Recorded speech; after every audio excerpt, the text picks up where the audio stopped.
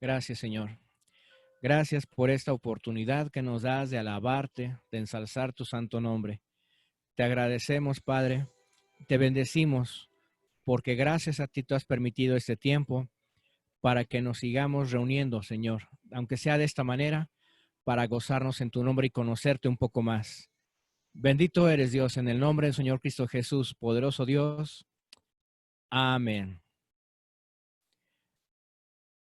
Qué gozo tener aquí como invitados gente nueva. Bienvenidos sean ustedes. Estoy viendo aquí gente que no se había reunido antes con nosotros. Aquí tengo al contador Reinaldo, es mi contador ahí en la empresa. Muchas gracias por estar aquí, contador, y gózate en el Señor. Y y bueno, creo que hay más personitas, pero hay nombres de teléfonos que pues no sé si sean nuevos o ya han estado con nosotros. Les voy a platicar un poquito. Estoy ahorita yo reduciendo mi imagen para no saturar el ancho de banda. Voy a poner mi imagen para que nos vayamos viendo todos, ¿sí? Este, si veo que existe una saturación en mi ancho de banda, pues voy a tener que quitar mi imagen para que esto vaya fluyendo, ¿sale? Y sería bueno que todos poco a poco fueran poniendo su video para que vayamos conociéndonos, porque como si estuviéramos en una iglesia, pues nadie entra con el rostro tapado, ¿verdad? Una iglesia. Entonces aquí vamos a ir conociéndonos porque este es un momento para nuestro Dios y también para nosotros en una congregación virtual. Ok, vamos a seguir con la segunda parte de Colosenses, la introducción de Colosenses. ¿Sí? Colosenses tiene un tema fundamental que es Cristo lo es todo. No hay nadie más. Cristo lo es todo. ¿Sí? Y esto está basado en Colosenses 2:10, donde dice, y vosotros estáis completos, o sea, no hace falta nada en él, o sea, en Cristo, que es la cabeza de todo principado y potestad. Ese es el tema principal de la carta a los colosenses. Pero ¿por qué escribió Pablo a los ciudadanos de Colosas? Porque Epafras, vamos a recordar, fue el pastor que fundó esa iglesia. Epafras es un pastor, discípulo de Pablo precisamente. Pero infortunadamente, cuando empezaron a introducirse a la iglesia de Colosas filosofías totalmente erráticas y nuevas, eso le preocupó a Epafras y por eso tuvo que recurrir a Pablo por ayuda, porque ya estaba sobrepasando todas esas filosofías, todas esas ideologías, todas esas falsas doctrinas estaban, eh, estaban perturbando la sana doctrina, estaban perturbando la sana doctrina del Evangelio ahí en Colosas. Epafras visitó a Pablo. Pablo, vamos a recordar que para ese entonces estaba en la cárcel, y ahí es donde al escuchar a Pablo, a Epafras, tuvo la iniciativa inmediata de escribirle a los colosenses. Y les estuvo escribiendo para decirles, ya déjense de tanta tontería que existe. Aquí el único que es el pilar de nosotros es Cristo. Y al mencionar la palabra pilar, estábamos empezando a ver fundamentos que son precisamente eso, pilares para la vida de un buen cristiano. El primer pilar que habíamos visto es este. Cristo es nuestro libertador. No hay nadie más. Dice Colosenses 1:13, el cual nos ha librado de la potestad de tinieblas y trasladado al reino de su amado Hijo. Dios siempre ha estado preocupado por darle libertad a su pueblo.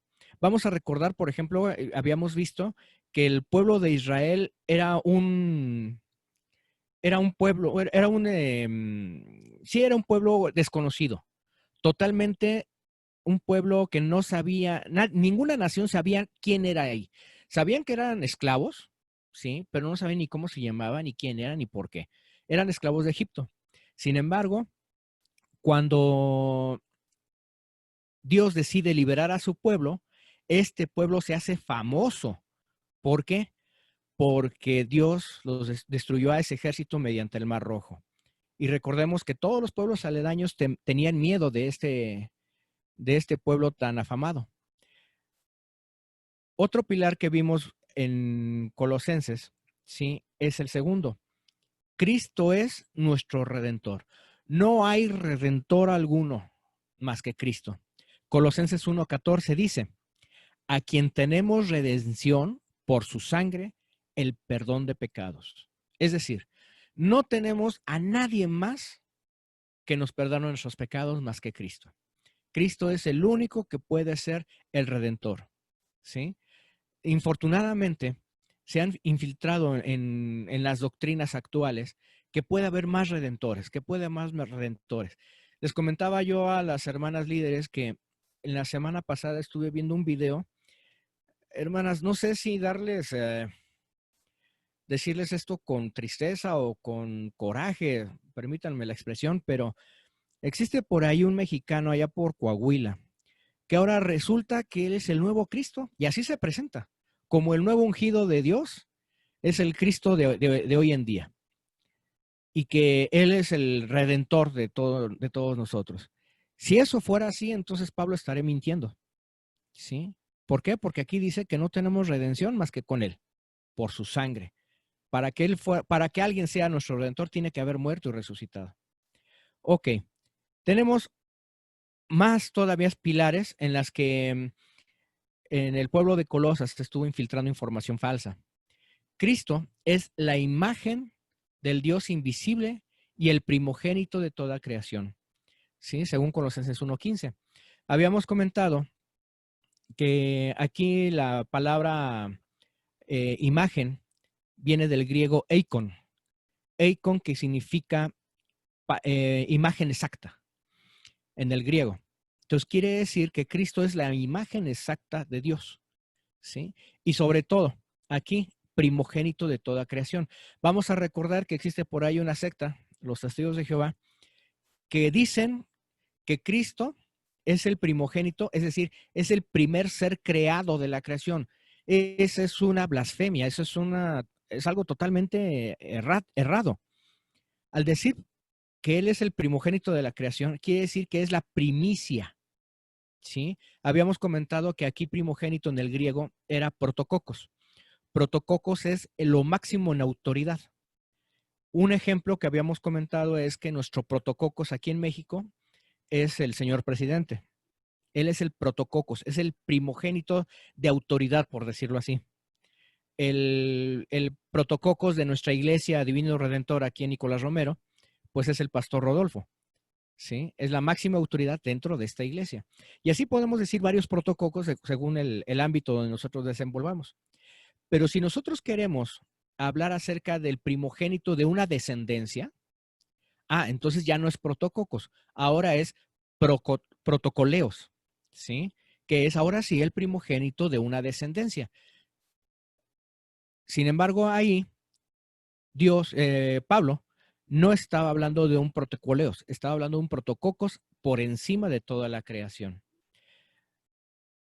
El cuarto argumento o el cuarto pilar que nosotros tenemos aquí es precisamente esto, el primogénito de toda creación, que era lo que estábamos explicando sobre lo que es la primicia de autoridad. El quinto argumento es el creador de todo. Cristo es el creador de todo. Colosenses 1:16, porque en él fueron creadas todas las cosas que hay en el cielo, en los cielos y en la tierra, visibles e invisibles, sean tronos, sean dominios, sean principados, sean potestades. Todo fue creado por medio de él y para él. ¿Sí? Habíamos comentado precisamente que Dios es el creador de todo. Incluso es el único ser que puede crear de la nada. Nosotros somos transformadores de lo que Él ha creado, ¿sí? Pero Dios es el único que puede crear las cosas de la nada. El sexto pilar que habíamos visto es Colosenses 1:17, y Él es antes de todas las cosas. Es decir, Cristo es eterno, no tiene ni principio y no tiene fin. Cosa contraria que lo que también creen los testigos de Jehová, incluso los mormones, ¿sí?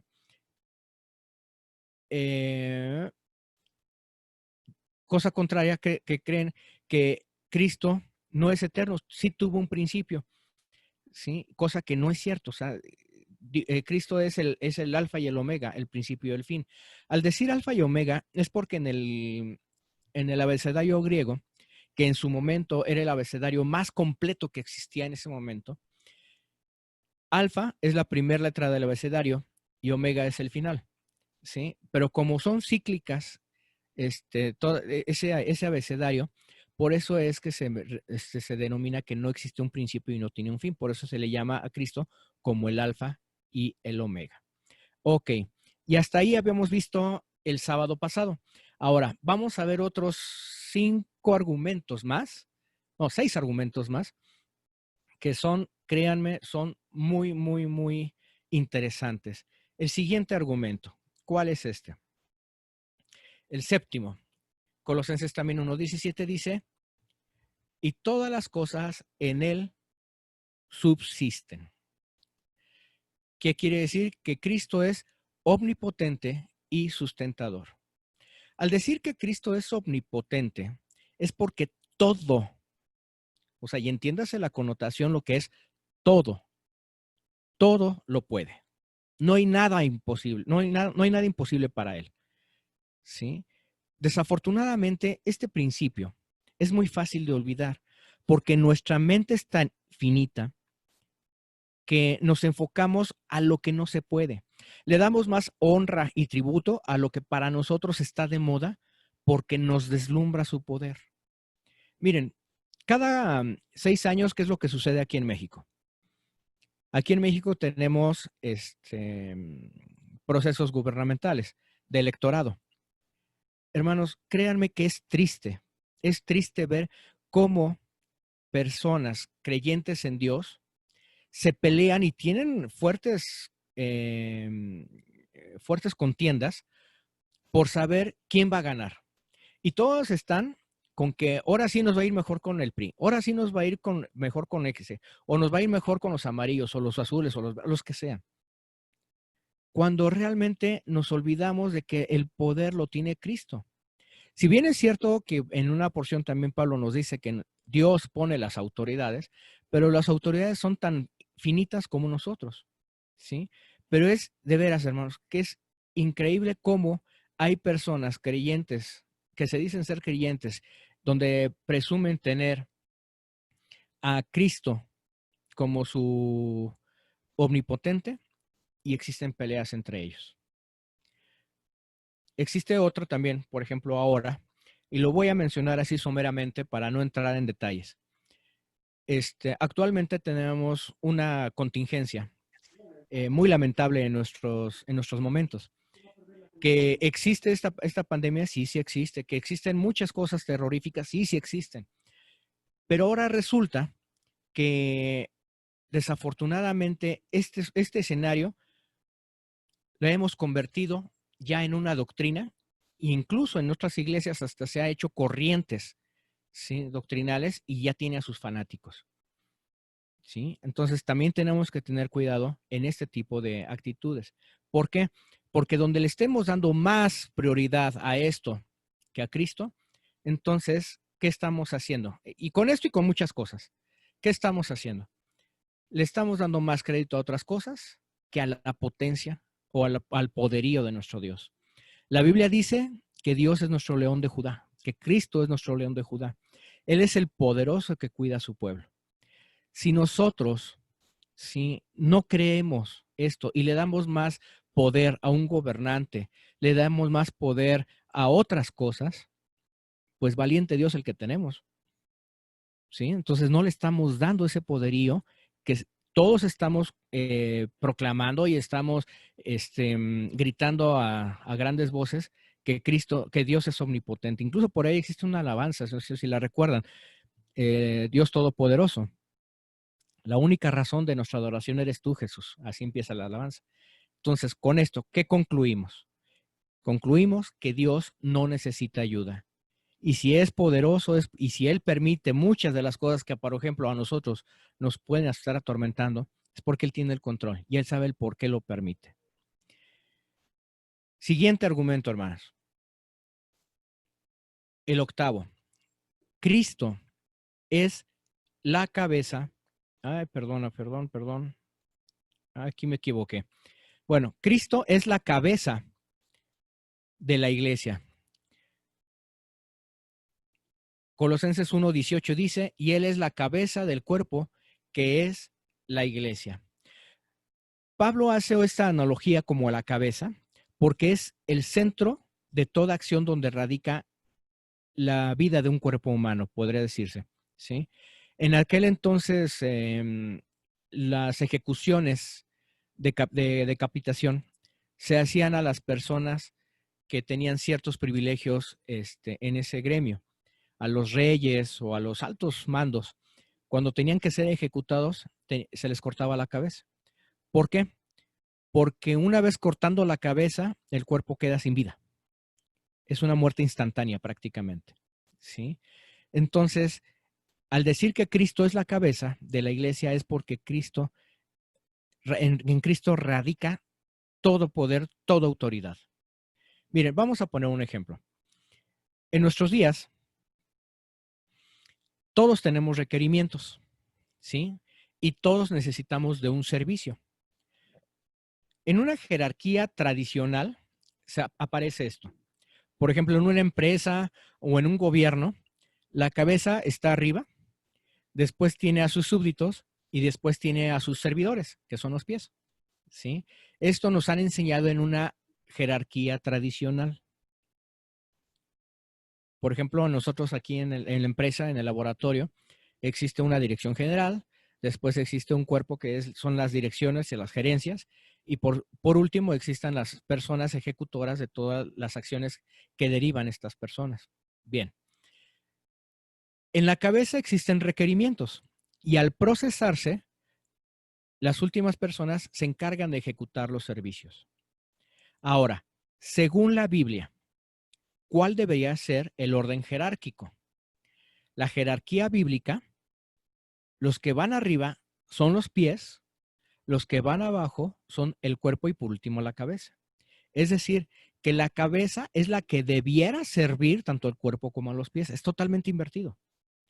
Un ejemplo de eso lo tenemos cuando nuestro Señor Jesucristo, poco antes de cenar con sus apóstoles, se amarró una toalla en el cinto de su cuerpo, sacó una bandeja con agua y empezó a lavarle los pies a sus discípulos. Pedro, ofendido, dijo, no, Señor, no permitas que esto suceda. ¿Por qué? Porque pareciera como si fuera algo degradante, algo denigrante para una persona que se supone que debiera ser el líder. Sin embargo, Cristo dijo, no, permite que yo lo haga. Y así es Cristo. Y hasta en nuestra actualidad, en estos tiempos, Cristo sigue ocupando este puesto.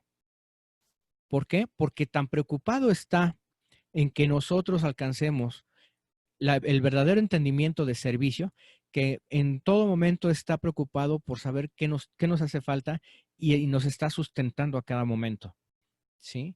Ahora, teniendo estos dos ejemplos de jerarquía que tenemos aquí, ¿en dónde creen que Cristo, siendo poderoso, siendo redentor, siendo ¿qué habíamos dicho?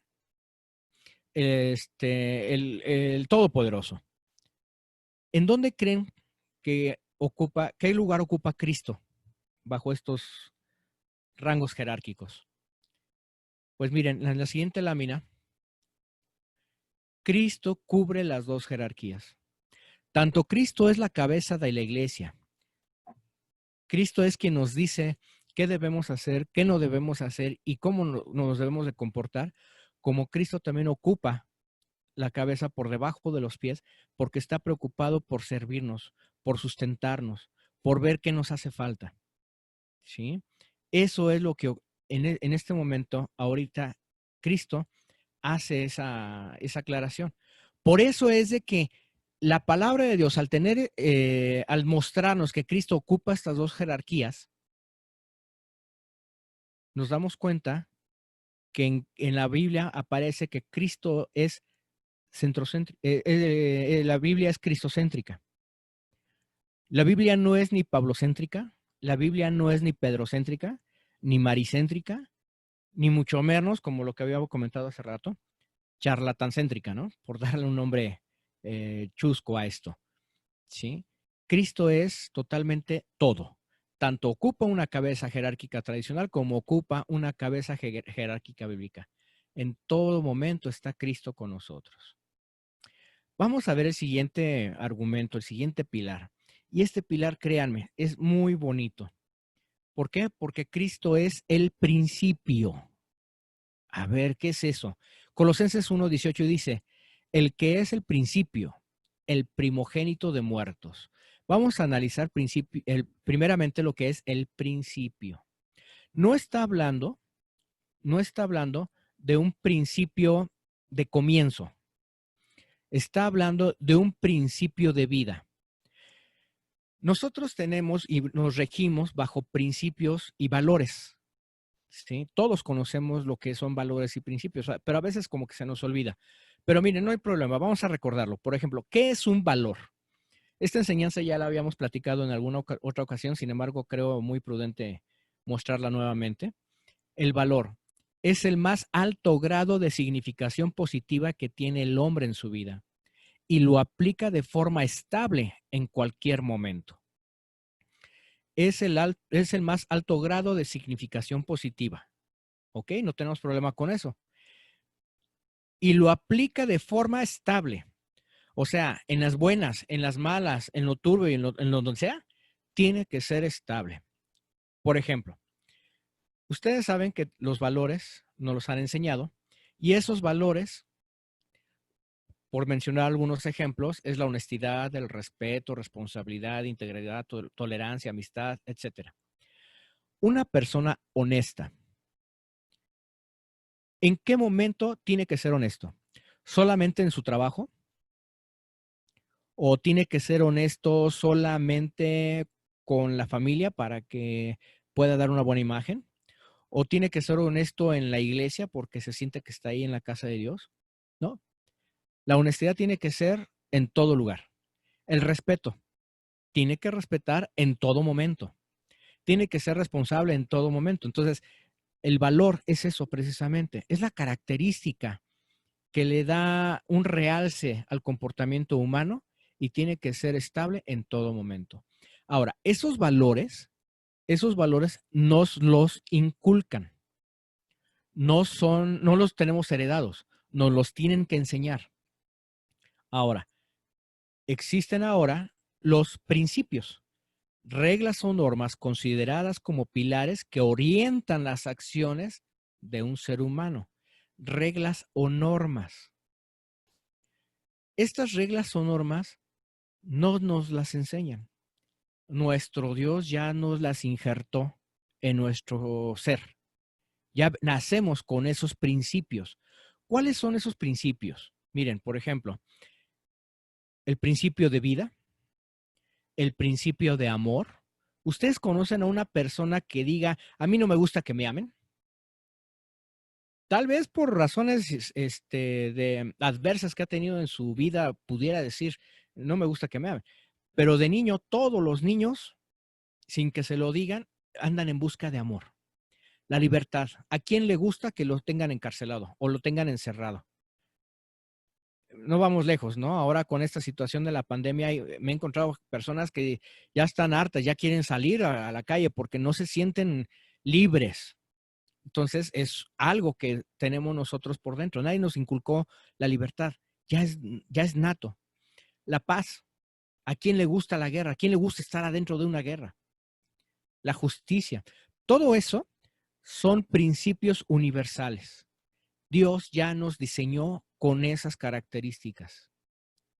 Ahora, díganme qué persona que ustedes conozcan no conoce los principios y los valores. Todos conocemos los principios y los valores. Pero entonces, si todos conocemos qué son los principios y qué son los valores, ¿por qué no vivimos en paz? ¿Por qué no tenemos armonía? ¿Por qué no tenemos seguridad? ¿Por qué a las 2 de la mañana no podemos salir a la calle? ¿Por qué cuando salimos de vacaciones tenemos que cerrar con 5 chapas y con 3 candados nuestras puertas? Si todos conocemos principios y valores, no debería de ocurrir todo esto de tipo de zozobra. Les voy a decir por qué. Porque según Pablo, nos hace falta el principio y más grande de todos. ¿Cuál sería ese? El principio que es Cristo. Cristo debe ser el principio de vida de todo ser humano. Teniendo a Cristo por encima de todo, nuestros principios y nuestros valores están regidos por un Dios que nos inculcó todos estos principios. Pero como existen personas que no tienen a Cristo en su corazón, que no tienen a Cristo en su vida, por eso es que existen tantos atropellos en este mundo. Cristo es lo que sobresale o debiera sobresalir por todo lo demás. Ahora, cuando dice Pablo que también es el primogénito de entre los muertos, ¿qué quiere decir? Que Cristo fue el primero en haber muerto y resucitado. Miren, en el Antiguo Testamento tenemos el registro del hijo de la viuda de Sarepta, que el profeta Elías lo resucitó. Y Elías vivió muchos años antes de que Cristo naciera. El hijo de la Tsunamita. Esta porción bíblica me encanta porque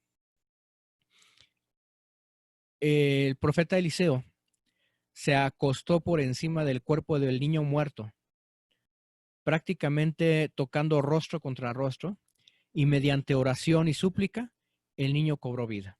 Hubo una resurrección. Y esto también, un cadáver que tocó los huesos del profeta Eliseo, y por el simple hecho de haber tocado los huesos ahí en la tumba, resucitó. ¿Qué quiere decir con esto? Que efectivamente hubo resurrección antes de Cristo.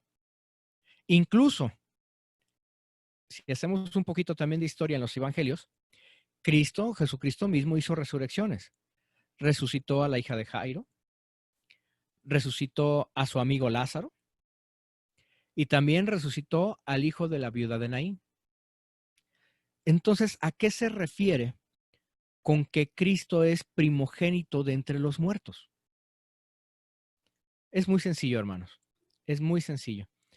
Cristo se refiere, Pablo ahí se refiere a lo siguiente, que Jesucristo, si bien es cierto que tanto murió y resucitó, existen dos características. La primera, que resucitó para no volver a morir, porque todos los demás resucitaron, pero en su momento volvieron a morir.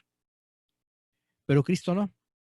Y otra característica es porque Cristo es el primero en haber resucitado con un cuerpo glorificado.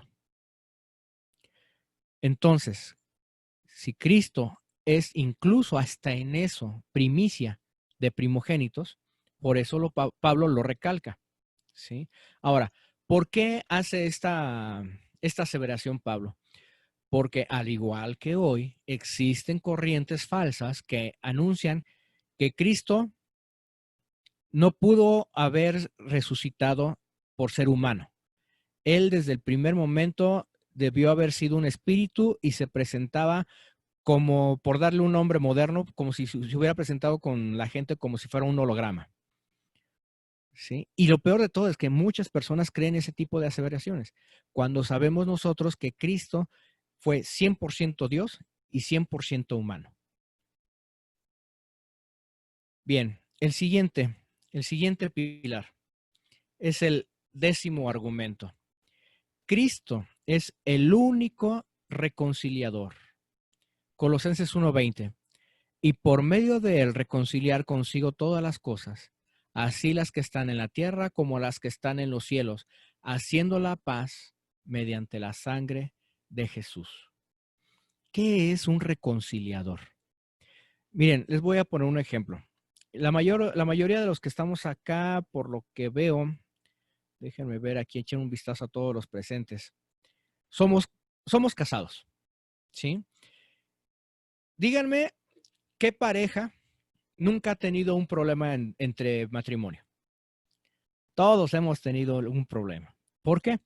Porque es normal, somos personas totalmente diferentes, opuestas, con eh, diferentes pensares, diferentes gustos, diferentes, etcétera, que nos hacen a veces tener rencillas entre uno y otro.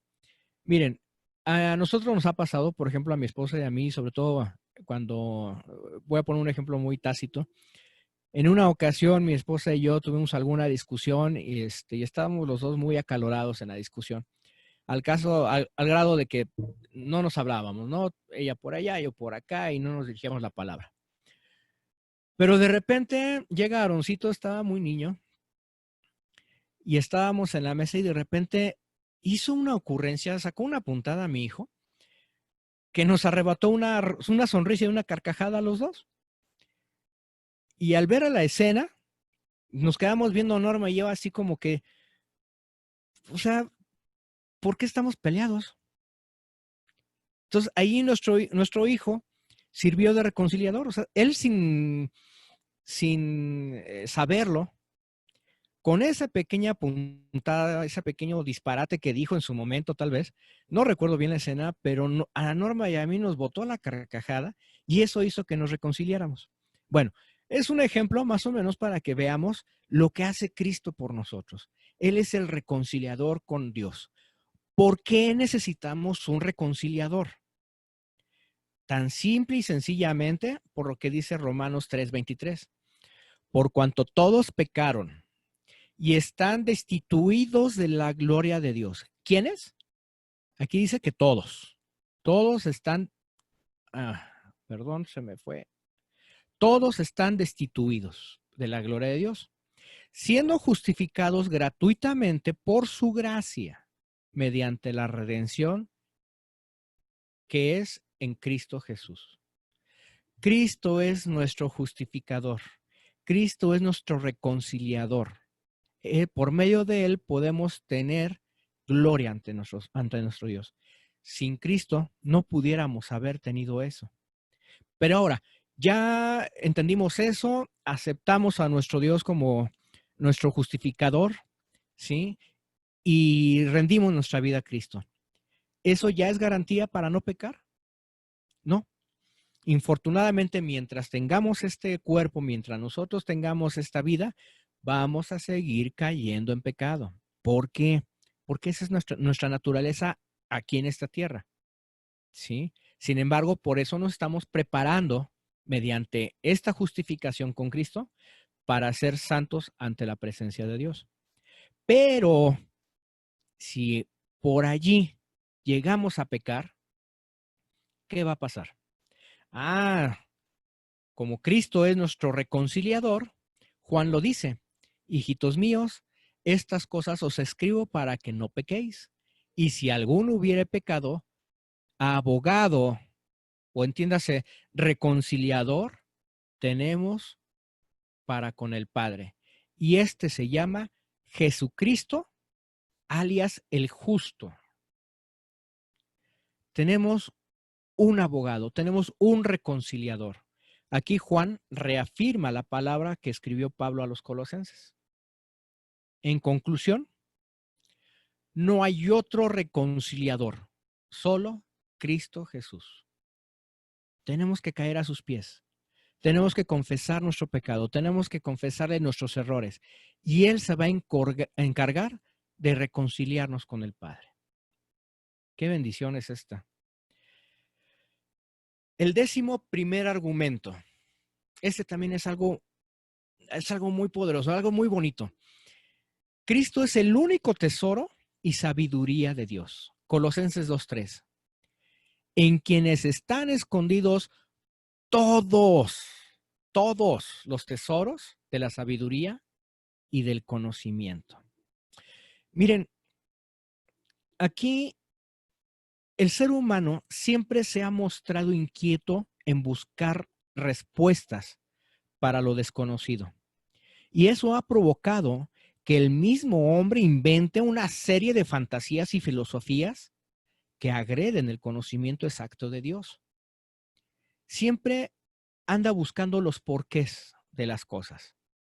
Y al no encontrarlo, empieza a filosofar, empieza a tener ideas y empieza a argumentar cosas que no se sustentan, sin embargo, pues las dice porque así lo cree. Miren, vamos a poner un ejemplo. ¿Quién no ha oído hablar de la evolución? Esta teoría la han adoctrinado tanto que ha sido punta de lanza para muchos pensadores y tratar de justificar la inexistencia de un Dios. Se ha enseñado tanto en las escuelas que cuando, aún siendo teoría, entiéndase que teoría es eso, ¿sí? Una palabra no comprobada. Siendo teoría, no la dan por hecho. Sin embargo, si nuestro afán se desarrolla en Cristo, definitivamente vamos a encontrar un sinfín de respuestas a nuestra vida. ¿Por qué estamos seguros de que la palabra de Dios nos va a ayudar para todos nuestros problemas? No sé ustedes, hermanos, yo sí soy testigo de eso, porque créanme, como hombre, como cabeza de familia, como empresario, ¿qué tiene que ver la Biblia con la empresa? Yo se los puedo decir, tiene que ver mucho. Me ha ayudado la palabra de Dios para encontrar muchas respuestas, ¿sí? Como padre incluso. ¿Por qué estoy convencido de eso? Porque yo le hago caso a lo que dice 2 Timoteo 3:16. Toda escritura es inspirada de Dios y útil para enseñar, para redarguir, para corregir, para instruir en justicia, a fin de que el hombre de Dios sea perfecto. ¿Qué entendemos por perfecto? Que sea completo, enteramente preparado para algunas obras o solamente preparado para las cosas de Dios. No, aquí dice que sea preparado para toda buena obra. Con esto, yo me abrazo de este texto y créanme, se los recomiendo para las personas que nos están acompañando por esta primera ocasión. Les recomiendo leer Biblia, de veras. Muchas veces tenemos a la Biblia como un libro histórico o como un libro poético porque están los salmos, porque están los cantares. Incluso, permítanme decirlo así, he conocido mediante videos, sexólogos hablan acerca del Cantares como un libro erótico. Los judíos lo toman como un libro de la ley. Pero créanme que la Biblia es más que eso, ¿sí? Si la Biblia dice que nos prepara para toda buena obra, créanmelo, de veras, realmente nos prepara para todas las decisiones que nosotros querramos. Que a veces nos da la respuesta que nosotros no queremos, esa es otra cosa. Pero de que nos da la respuesta, esa es lo que nosotros nos hace bien y debemos de buscar. Ok. Con esto vemos los 11 pilares de lo que significa Cristo para nuestras vidas, ¿sí? ¿Qué podemos sacar en conclusión? Miren, en conclusión, Pablo dice en esta introducción a los Colosenses que en él vamos a estar completos, porque es la cabeza, él es el que dirige todo.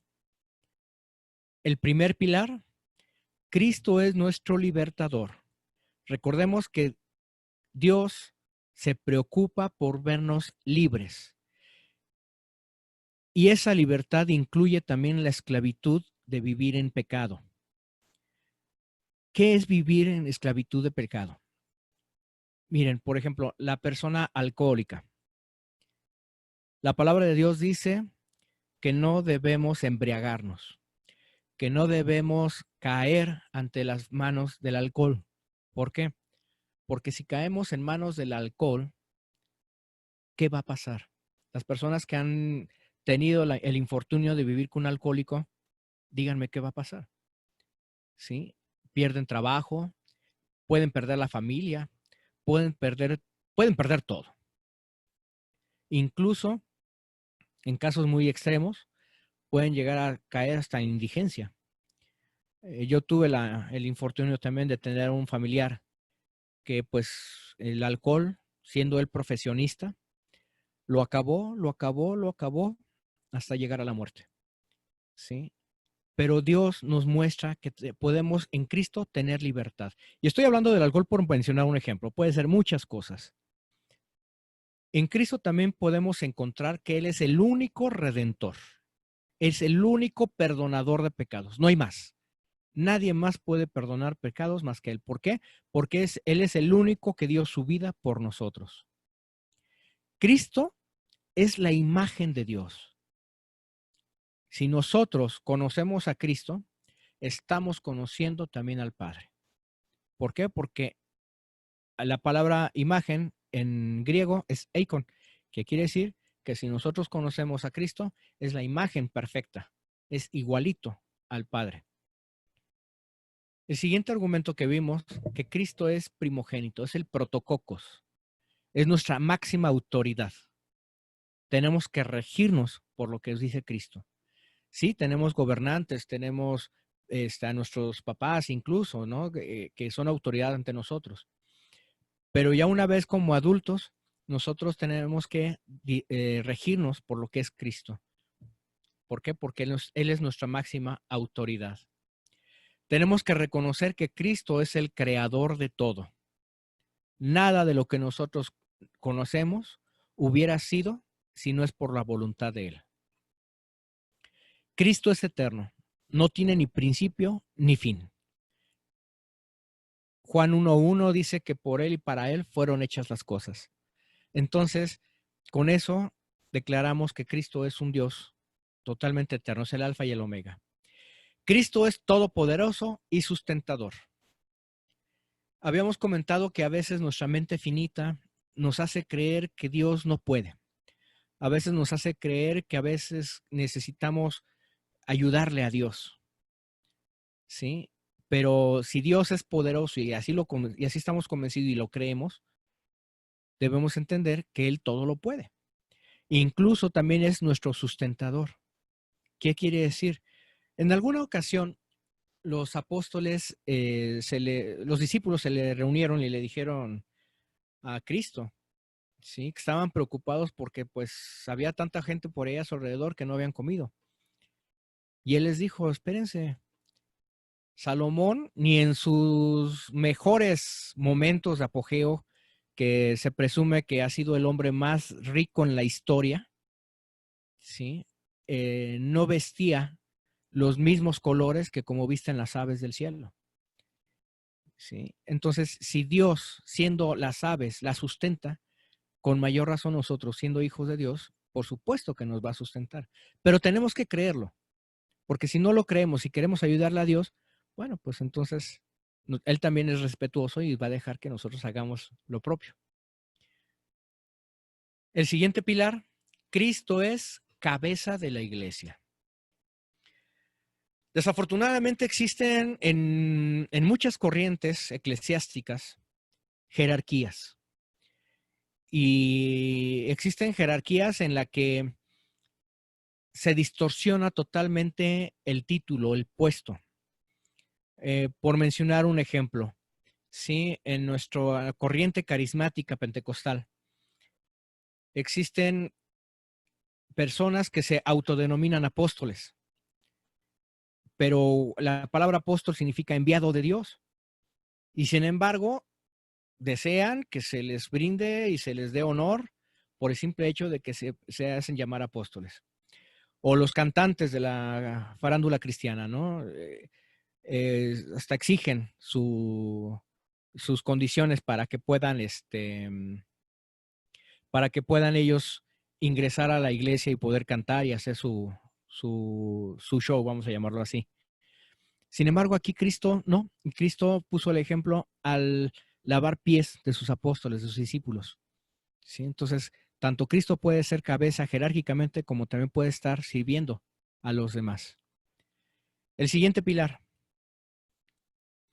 Cristo es principio de vida. Debiera ser nuestro principio de vida. Recuerden que habíamos hablado de principios y valores. El valor es la característica básica que al hombre le enseñan para que lo sustente en cualquier momento. El principio son las características básicas, pero que venimos ya diseñados por Dios. Así nacemos con esos principios. Y si ya conocemos lo que es principio y valores, el principio que le hace falta a la humanidad es Cristo. Si toda la humanidad tuviera a Cristo por principio, muchas de las cosas que estamos viviendo no las viviríamos. Viviríamos totalmente diferentes. El 10, Cristo es el único reconciliador. ¿Sí? Es el único abogado que tenemos con el Padre cuando nosotros caemos en pecado. Es el único, no hay más. No hay más. Y por último, Cristo es el único tesoro y sabiduría de Dios. Recuerden que si vimos que la Biblia es cristocéntrica, entonces la Biblia está llena de sabiduría. Y según en la epístola de Timoteo, menciona que toda escritura es inspirada de Dios y provechosa para enseñar, para redarguir, para todo lo que el hombre necesita conocer y que esté preparado para toda buena obra. A ver, ahora sí. El que quiera contestar puede abrir su micrófono. Con todo esto le voy a hacer una pregunta. ¿Qué le falta a Cristo para que sea el todo en su vida? ¿Hay algo que le falte a Cristo para que alguien diga, es que a mí me falta? A Cristo para Que lo sea todo. todo. ¿Qué le falta en su vida para que Cristo lo sea todo?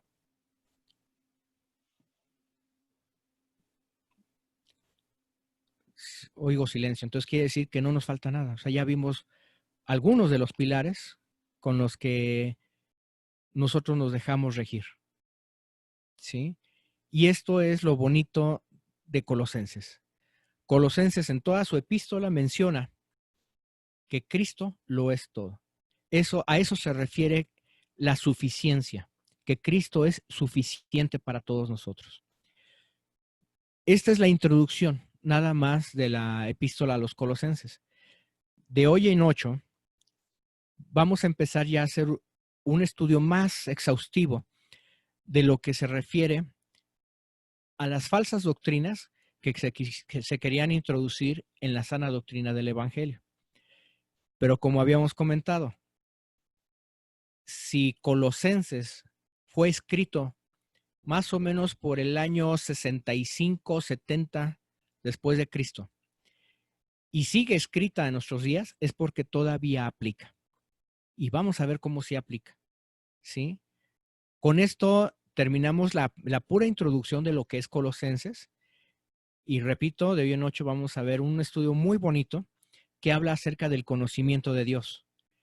Vamos a recordar que hubo un tiempo oscuro en lo que se refiere a la Biblia. ¿Por qué? No necesariamente dentro de la Biblia, sino dentro de la historia. Porque tenían prohibido para la humanidad tener ese libro y leerlo o estudiarlo. ¿Sí? Y el que se atreviera a hacerlo, pues le iba muy mal, ¿no? Todo lo conocemos como la Inquisición. Y lo contrario, vamos a ver cómo Dios está deseoso de que tengan todo el conocimiento de Él. Lo que Él más quiere es que nosotros lo conozcamos a Él. Y eso es lo que vamos a ver el próximo sábado. Muchas gracias por su presencia. Si tienen algún comentario adicional, por favor, con toda libertad pueden hacerlo.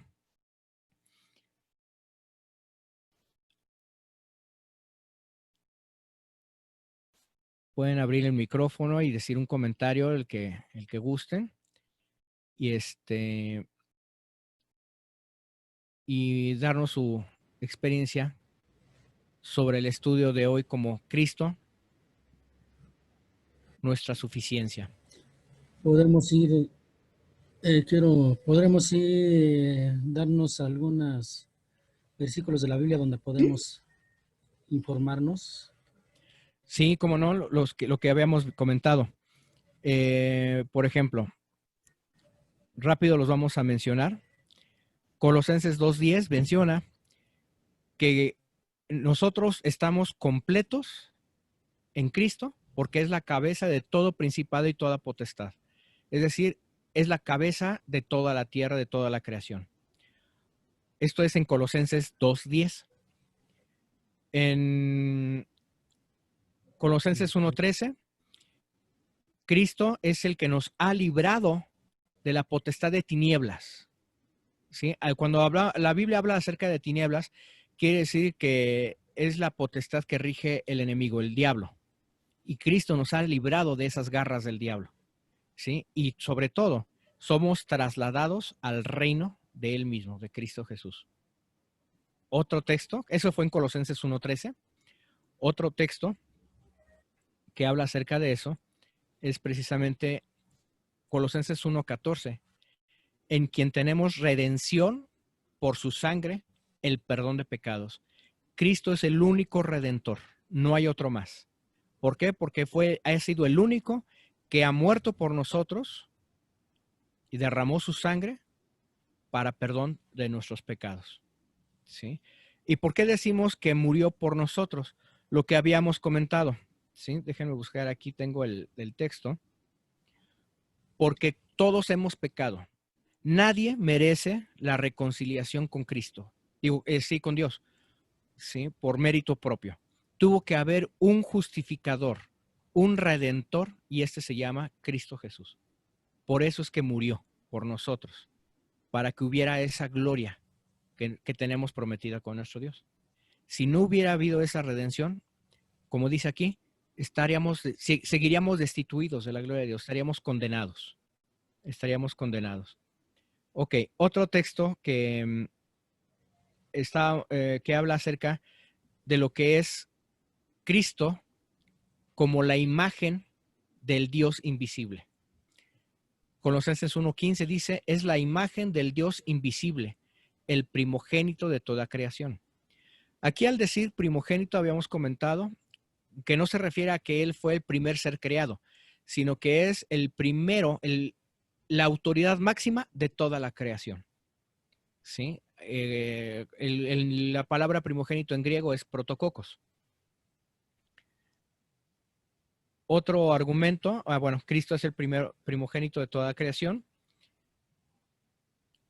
Colosenses 1:16, Cristo es el creador de todo, porque en Él fueron creadas todas las cosas, las que hay en el cielo, en la tierra, visibles e invisibles, sean tronos, sean dominios, sean principados, sean potestades. Todo, absolutamente todo fue creado de Él y para Él. ¿Sí? O sea, aquí Cristo no necesitó ni siquiera que le ayudaran. Ok. Otro texto que vimos que habla acerca de la eternidad de Dios, que Él es antes de todas las cosas. O sea, antes de que nosotros conociéramos lo que conocemos, Él fue. Él es. Otro texto que estuvimos viendo, donde dice que Cristo es omnipotente y sustentador. Todas las cosas en Él subsisten. En Génesis, en el capítulo 1, se habla acerca de la creación. ¿Y qué se necesitó para que hubiese luz? Nada más dijo Dios, sea la luz. O sea, el poder de su palabra es como hubo luz. No movió ni el dedo siquiera. Nada más con el poder de su palabra, dice la Biblia, que hubo luz. ¿Sí? Entonces, con eso se ve el poderío de Cristo y el sustentador. Isaías, si no mal recuerdo, dice que en la palma de su mano, ¿sí?, cabe el mundo. Palabras más, palabras menos. Nosotros sabemos por hechos científicos que estamos viviendo en un planeta llamado Tierra. Es un planeta semiesférico, pero que está rotando a una cierta velocidad. ¿Y se han preguntado ustedes qué fuerza es la que le da el poder de rotación? O sea, ¿qué lo hace moverse? Nosotros, si utilizamos un auto, sabemos que para empezar necesita un usuario para que se pueda mover un auto. Necesita gasolina, necesita una energía eléctrica tal vez incluso, para que se pueda mover un auto. La Tierra o los demás planetas, el sistema solar y todas las demás galaxias que existen, ¿qué los hace mover? ¿De dónde nace esa energía que los hace mover? Si Génesis dice que con el poder de su palabra se hizo la luz, no dudo que con el poder de su palabra Dios mismo haga que todas esas entidades del espacio universal se muevan. ¿Sí? Por eso dice que Cristo es el poderoso, es el sustentador. Ok, otro pilar que habíamos visto es que Cristo es la cabeza del cuerpo de la iglesia. ¿Sí? ¿Y qué quiere decir? Que así como vimos que es protococos, como la máxima autoridad, Cristo es la máxima autoridad en la cabeza. Pero a pesar de todo eso, Cristo todavía se sigue preocupando por servirnos, por darnos el sustento, por darnos lo necesario. ¿Sí? A lo mejor podemos en estos días padecer un poco por la situación en la que estamos viviendo. Sin embargo, Él se ha preocupado por darnos el pan nuestro de cada día, por lo menos. ¿Sí? Otro argumento que nosotros que vimos es Colosenses 1:18. Él es el principio. ¿Sí? O sea, no es un principio, no es un comienzo. Él es el principio de vida de toda creación.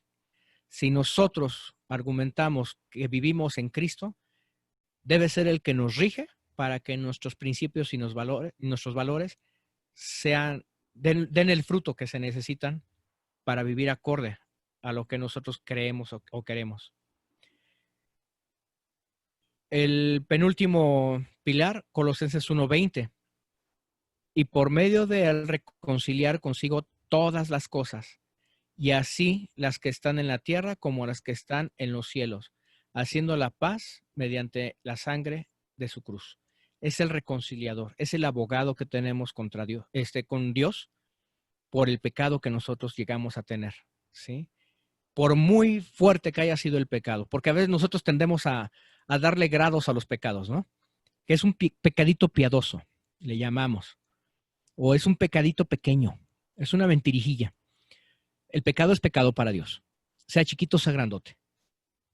Pero nosotros tendemos, con base, vamos a llamarlo así, con base al dolor, tendemos a darle un grado de pecado. Podemos decir un pecadito, pecado y pecadote, ¿no? Por darle un rango.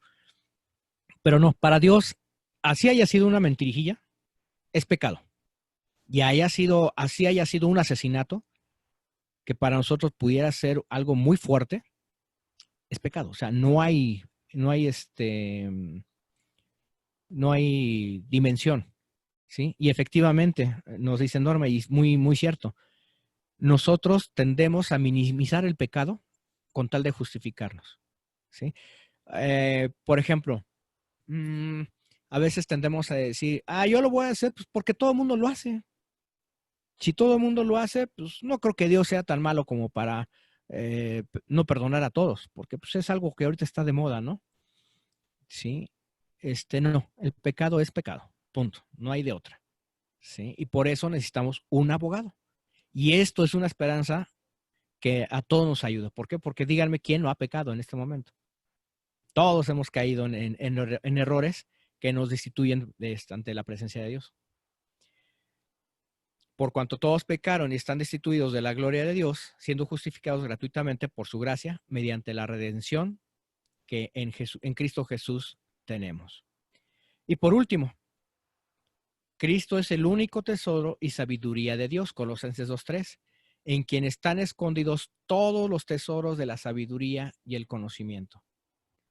Miren, créanme, de veras, y vuelvo a repetírselos. Algo de lo que sí les puedo presumir y estoy muy orgulloso de eso es de que la palabra de Dios, en lo personal, a mí, me ha ayudado mucho para poder dirigir una empresa. ¿Sí? Tal vez cualquier empresario o cualquier discursante de superación personal dijera, no, yo por eso he leído mejor Mandino, o yo he leído a Napoleon Hill, o yo he leído a David Schwartz. Sí, pero a mí en lo personal, la Biblia me ha enseñado mucho cómo dirigir una empresa. Se los pongo así porque si a mí me ha ayudado a dirigir esto, que tal vez para otras personas es como que no le dan crédito a que pudiera ser posible, imagínense qué pudiera ser en nuestras vidas, ¿sí? Entonces, por eso dice aquí que es el tesoro y la sabiduría de Dios. Y como habíamos dicho en la Biblia, que Dios nos capacita para ser preparados para toda buena obra.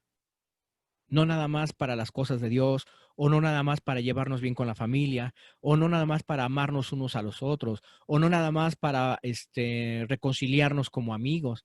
No, es para todo, para toda buena obra. ¿Sí? Y esos son los textos por los cuales nosotros nos fundamentamos para decir, Cristo lo es todo en nuestras vidas. ¿Sí? Espero que haya respondido su comentario, contador. Sí, muchas gracias. Me pareció muy Ok, interesante. ok. Por último, quisiera preguntarle, Sí, licenciado, a lo mejor voy a decir algo fuera, pero bueno, quisiera que Jesús dijo, yo soy el principio y el fin. ¿Qué parte de Colosenses lo dice? Creo que aquí lo vimos sí, cómo no. Eh, ¿cuál sería el Colosenses? ok. Aquí, mira, en Colosenses 1:16. Es el primogénito de toda El creación. primogénito. ¿Sí? Cuando dice aquí primogénito, habíamos comentado y lo vuelvo a reiterar, no está hablando del primero en descendencia, lo que nosotros conocemos como primogénito. Por ejemplo, contador, tú conoces a mi hijo, a Aaroncito. Él es mi primogénito, él es nuestro Sí, primogénito de mi esposa y mío, pero es primero en descendencia. Y ese primero en descendencia es protocoleos en griego. Pero aquí Pablo, en esta palabra primogénito, no está usando protocoleos, está usando protococos, que es la máxima autoridad de toda creación. A eso se refiere. ¿Sí? Y qué bueno que se está nutriendo esta pequeña reunión. Y créanme, con la ayuda de Dios vamos a seguir adelante, adelante, adelante. Vamos a conocer más sobre esta epístola y lo que es más, ¿no? Bajo la pluma del apóstol Pablo, que, como habíamos comentado hace 8 días, no se andaba tras las ramas. Él decía lo que tenía que decirlo y como vulgarmente lo decimos aquí en castellano, no tenía pelos en la lengua, ¿no? Lo decía como debe de ser, con esa franqueza que le caracterizaba. ¿Sale? Nuevamente, muchas gracias. Les agradezco su tiempo. Nos vemos dentro de 8 días, Dios mediante, a las 7, puntualitos aquí estaremos. Y y pues, ¿qué más queda decirles? Que Dios les bendiga, los guarde en este fin de semana y los cuide.